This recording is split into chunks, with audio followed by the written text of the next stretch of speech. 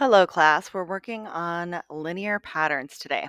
So we've talked in the last week about domain and range. So we've looked at input and output and kind of spent some time talking through word problems. And now we're going to look at these linear patterns. So we're going to be building linear patterns. We're going to be writing tables, input-output tables. We're going to be graphing. And then we're going to be using some of the things we've learned this year in this chapter, domain and range and discrete or continuous, but then also in previous chapters. So the first thing that we're asked to do is build figure 0, 1, and 2. So with later problems, I don't mind if you don't actually build them, but with the first one, it's really important to do that. So here's my figure 0. I built that. And then if I want to build figure 2, I'd have to add 2 squares onto that to build this one. Or sorry, that was figure 0. Then figure 1, we add the 2 squares. For figure 2, now I've got the 1 in the middle and I have 2 squares here and 2 squares here. So I'm actually going to take and add 2 more squares. And then we're asked to build figure 3. Well, if that pattern is add the 2 squares, then I'd have to do the same thing again to build figure 3. So let's add 2 more squares. And then I want to go ahead and draw that. So the way I draw it is I usually just draw these big rectangles and then I just divide them up. So let's see, for figure 3, we know we're going to have 1 here, and then we're going to have 3 on this side and 3 on this side, just like what I built. I've got the 1 in the middle, and then I've got the 3 on both sides. So I'm going to go ahead and get these out of the way now and set up my table, my input-output table. All right, so when I had figure 0, and we're starting with 0 for a reason, I know it's weird, there was just one of those squares I used. For figure 1, there are 3 squares. For figure 2, I had 2, 4, 5. And here I had 3 plus 3 is 6 plus 1 is 7. So now I want to see if I can figure out 4 and 5 either by building them or by finding a pattern. So I could think about the pattern where I'm adding 2 more squares on each time, right? We're kind of adding 1 more here, adding 1 more here. And I could say, oh, I've got to add 2. The other way I could do that is I could just look at the table and say, well, my x's are going up by 1 each time, and my y's are going up by 2 each time. So if I want to find 4, I would just have to add 2. And if I want to find 5, I would add 2 again. So again, we could get that by like thinking it through and building it, by visualizing it, by looking at the number patterns in the table. Those are all connected. So next it says we're going to graph it and then answer the questions. So when I graph it, this one says my x is 0 and my y is 1. So x 0, y is 1. And then my x is 1 and my y is 3. My x is 2 and my y is 1, 2, 3, 4, 5. Next, my x is 3, my y is 7. 3, 1, 2, 3, 4, 5, 6, 7. I could also just look at these and say, well, when I'm doing 4, it's just 2 squares higher, right? That's what's going on between 7 and 9. I'm adding 2 squares. So I could put my pencil here for 4 for x, but then just add 2 beyond my last point. And when x is, let's see, last one was 5 and 11. So you notice this is a little bit different. Normally our graphs are kind of a little more centered like that, but we didn't need any negatives, right? We don't have any negatives when we're building something with physical objects like this. So now I've got to go through and answer some questions. And notice these fall on a straight line. That's why they're called linear patterns. We'll look at patterns that are not linear later on. So our domain here was all of our x values. So 0, 1, 2, 3, 4, 5. That's all of our input, all of those figure numbers.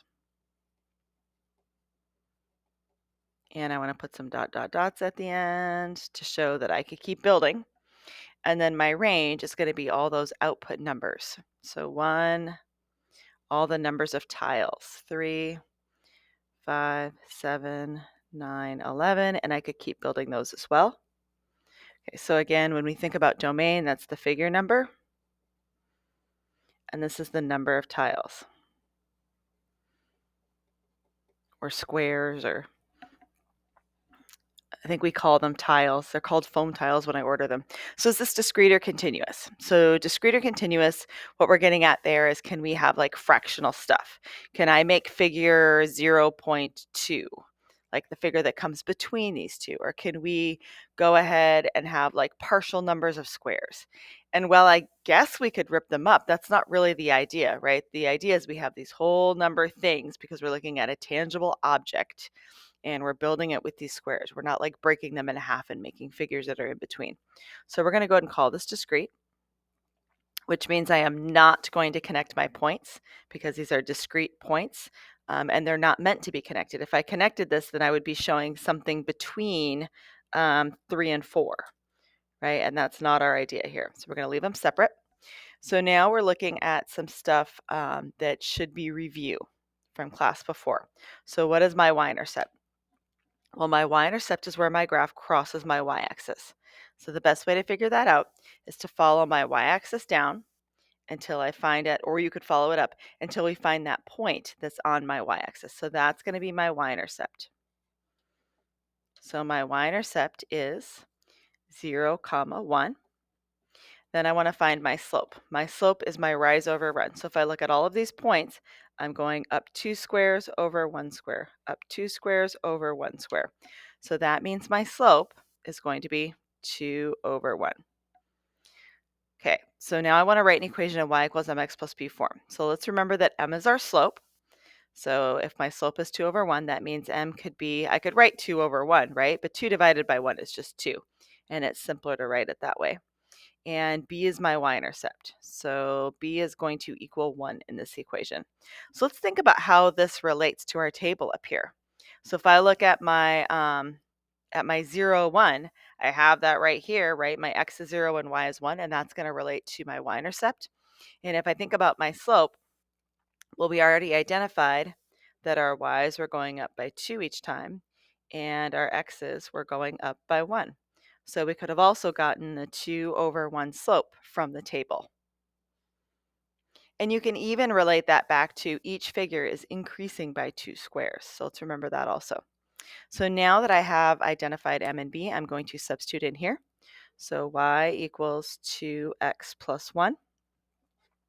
And then we're up to some challenging ones here. So now we're thinking like, what would happen if we kept building beyond our table? What would happen for figure 6? Well, figure 6 is pretty easy. It's just the one that would come next. So if I had figure 6, it would be 13. If I had figure 7,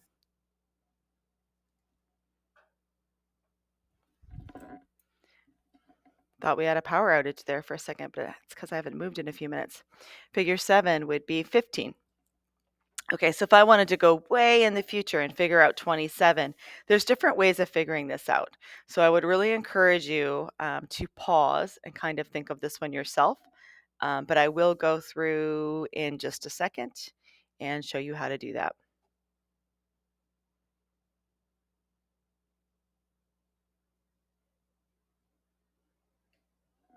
All right, so there's different ways to think through figure 27. One way is to think about how figure 0 is just the 1 square. When we get to figure 1, we had that 1 square in the middle, and then we had 1 square on both sides. So we had 1 here, 1 here, 1 here. When we had figure 2, we had the 1 in the middle, and then we had 2 on both sides. When we had figure 3,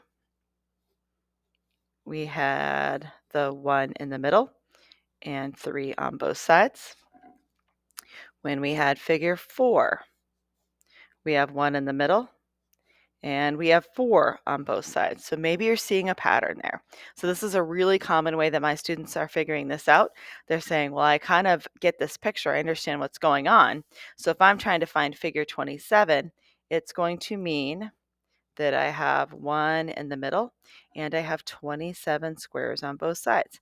And I had many students that looked at this table and said, well, if I double this and then add 1, I'm going to get 7. If I double this, if I multiply it by 2 and add 1, I'm going to get 9. So that's one way of figuring this out. And so I could say 27 plus 27 plus 1, or I could say 2 times 27 plus 1. And 2 times 27 is 54. When we add 1, we get 55. So our answer should be 55. Another way that I think is maybe less obvious, but really, really powerful, is we wrote this equation. So this equation, my input is my figure number. And let's think about how our output here was our number of tiles. So I could use this equation that I've figured out already to find any figure number I want. If I want to find figure 30, I put a 30 in for x and I work it out for y. If I want to find figure number 50, I put a number in for x, I solve for y. So that means I'm going to go over here and write y equals 2 times, well, the x that I want figure 27, so 2 times 27 plus 1. And look, we're getting exactly what we got before. This is the same math. It's just instead of looking at this pattern and thinking it through, we're using our equation that we already wrote. So this is one of the really cool things about math, is that we come up with this formula like this, and then right away we can calculate any kind of thing we want for this pattern. We don't have to spend all this time like extending our table and thinking it through that way. So your job, we did this patterns 1 together in class. So your job is to complete the backside on your own to finish this activity up. If you have any